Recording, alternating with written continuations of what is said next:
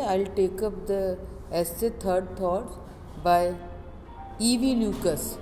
E.V. Lucas was born in the year 1868.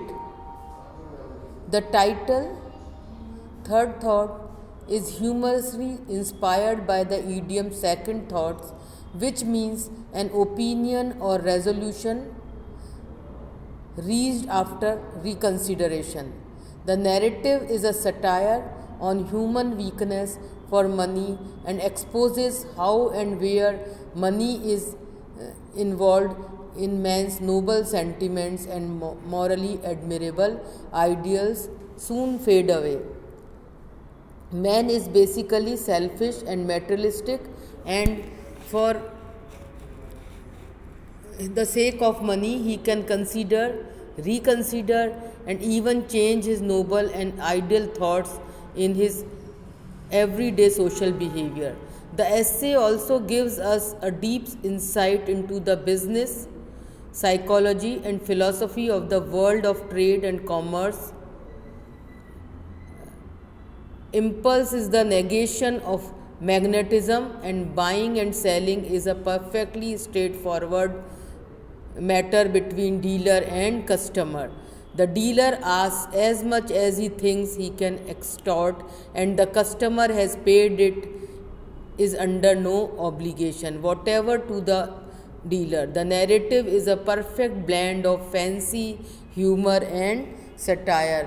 So generally हम लोग किसकी बात करते हैं? सेकंड थॉट की। और सेकंड थॉट की हम कब बात करते हैं? जब हम कोई भी जो है हमारा जो एक ओपिनियन होता है या हमारा कोई डिटर्मिनेशन होता है, उसको हम क्या करते हैं कि हम उस पर विचार करते हैं और पुनर्विचार करते हैं। पर इन्होंने जो है ये जो थर्ड थॉट है ये एक तरह का सटायर है, जिसमें कि हम जो आदमी की इंसान की जो कमज़ोरी है पैसे के लिए, और कैसे जो है मनी जो है आदमी के नोबल सेंटीमेंट्स को भी किस तरह से करप्ट कर देता है, और उसके दिमाग में जो बहुत अच्छे अच्छे आइडियाज़ आते हैं वो भी किस तरह से जो है वो पैसे के लालच में वो आइडियाज़ जो हैं या आइडियल्स जो हैं, उस आदर्श जो हैं वो कैसे फेड हो जाते हैं।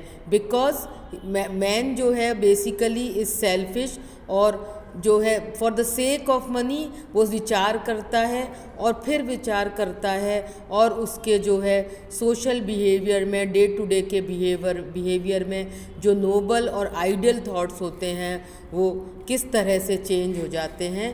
तो ये जो है इन्होंने इस एस्से में बताया है। And the story is told to Lucas by his friend who had a business, especially buying things and selling it. However, he always used to bear the loss. He used to think that one day the luck would favor for him, as he thought once he earned good profit by selling Turner's painting at 30 pounds, which he had bought at only 10 shillings with the dealer. तो इनके जो ये जो कहानी है ये first person narrative में है, और जो नैरेटर जो राइटर है उनके फ्रेंड ने जो है वो इनको ये स्टोरी बताई थी, जिसका कि क्या था, उसका बिजनेस था चीज़ों को ख़रीदने का और बेचने का। और ज़्यादातर क्या होता था कि ये चीज़ें ख़रीदते थे और इन्हें जो है वो कम दामों पर उस चीज़ को बेचनी पड़ती थी। तो एक बार क्या हुआ कि इनको लगा कभी तो डेस्टिनी मेरा साथ देगी। तो एक बार जो है इन्होंने टर्नर जो ग्रेट पेंटर है उसकी पेंटिंग जो है सिर्फ 10 शिलिंग्स में ख़रीदी, क्योंकि डीलर श्योर नहीं था कि वो ओरिजिनल पेंटिंग है या नहीं। तो इन्होंने वो पेंटिंग 10 शिलिंग से ख़रीद ली, और जो है इनको उसमें तुरंत ही उनको जो है वो उसके अच्छे दाम मिल गए, और वो बहुत खुश हुए, और उनको ये लगा कि जो है मुझे अब मैंने जो ये प्रॉफिट कमाया है उसका आधा हिस्सा जो है मुझे डीलर को देना चाहिए, क्योंकि डीलर ने मेरे साथ बहुत अच्छा बिहेव किया था और मुझे बहुत ही ईमानदारी से बताया था कि जो है वो पेंटिंग ओरिजिनल नहीं है, तो I should be truthful to him by no उसको जो है मैंने जो प्रॉफिट कमाया है उसका आधा हिस्सा उनको दे करके। तो जो है अब क्योंकि उनको मतलब वो जो चेक भेजना चाहते थे, उन्होंने जो प्रॉफिट कमाया उसका आधा हिस्सा, तो उनके पास स्टैम्प्स नहीं थे पोस्ट भेजने के लिए। सो he went to the bed and when he woke up at 3:30 a.m. again he began to think that sharing half of the profit is not a good idea, because it was his eyes that detected of the drawing dealer was unable to identify it. So he decided to give him 10 pounds. तो उन्होंने सोचा कि आंखें तो मेरी पारखी थी, मुझे पता पड़ गया कि ये ओरिजिनल पेंटिंग है टर्नर की और मैं इसको महंगे दामों में बेच पाया, तो मैं क्यों पूरा पैसा दूं, मैं उनको 10 पाउंड्स दे देता हूँ। Due to a lot of profit, he was not feeling sleepy. He took a book of short stories and read one of the stories. Still, he was restless and thought about the dealer that he would expect the same letter every day for others, and when did not get, he would be disappointed. So he decided to send 5 pounds would be plenty rather than 10 pounds. So see the irony. अब उनके पहले तो ये दिमाग में आता है कि जो है वो अभी तो मेरे पास पोस्ट नहीं है, स्टैम्प्स नहीं है, तो मैं पोस्ट नहीं कर सकता। और फिर उनके दिमाग में आता है कि आधा प्रॉफिट तो भेजने से कोई फ़ायदा ही नहीं है, क्योंकि ये तो आंखें उनकी पारखी थी जिन्होंने उस पेंटिंग को जो है कम दामों में एक ओरिजिनल पेंटिंग खरीद ली, तो क्यों मैं उनको आधा प्रॉफिट भेजूं। फिर उनके दिमाग में फिर एक थॉट आता है कि जो है अगर मैंने उनको ये प्रॉफिट भेज दिया इतना सारा उस डीलर को, तो वो ऐसे जो है लेटर्स की और लोगों से भी उम्मीद करेगा और बायर्स से भी उम्मीद करेगा, तो उसका जो टेम्परामेंट है वो ख़राब हो जाएगा और उसकी लाइफ जो है वो कड़वाहट से भर जाएगी, क्योंकि और लोग तो इतनी ईमानदारी से प्रॉफिट का हिस्सा भेजने वाले नहीं हैं। And then what happens in the morning, while he was dressing up, he thought it is the first time he gained profit, so why should I share a large part of it with dealer. अब उनके दिमाग में ये ख्याल आता है कि पहली दफ़े उन्हें फ़ायदा हुआ है, तो जो है वो इतना बड़ा हिस्सा अगर वो उसको दे देते हैं डीलर को, then what will happen, goddess of business would be angry with him, good business never took such a foolish decision.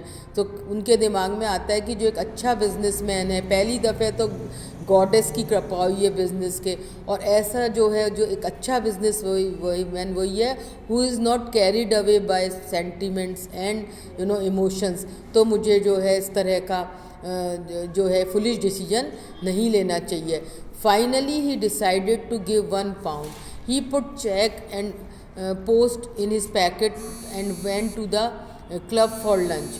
There he played bridge, bridge क्या होता है, one of the popular card games, and still glad because he had not posted it. At last he destroyed the letter and did not give a single penny to the dealer. He thought buying and selling is a perfectly straightforward matter between dealer and customer. The dealer asks as much as he thinks he can extort, and the customer, having paid it, is under no obligation whatsoever to the dealer. The lesson is a perfect blend. The essay is a perfect blend of humor and satire and the reality. तो अब इनके दिमाग में ये आता है कि जो है फिर इनके दिमाग में ये आता है कि मैं बहुत छोटा सा हिस्सा उनको दे दूँगा, लेकिन वो जब वो एक ब्रिज गेम खेलते हैं तो उसमें वो सारा जो है वो पैसा खो देते हैं और उन्हें लगता है कि अच्छा हुआ उन्होंने उसको लेटर को पोस्ट नहीं किया, और आखिरकार उन्होंने क्या किया, लेटर को डिस्ट्रॉय कर दिया और डीलर को सिंगल पैनी भी नहीं दी। और बाद में ये सोचा कि जो है बाइंग और सेलिंग जो है एक बिजनेस, एक डीलर और कस्टमर के बीच में एक स्ट्रेट फॉरवर्ड मैनर है।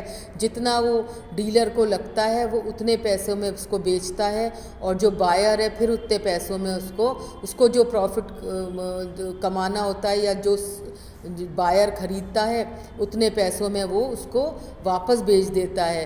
तो जो है इसमें दिस इज़ समथिंग वेयर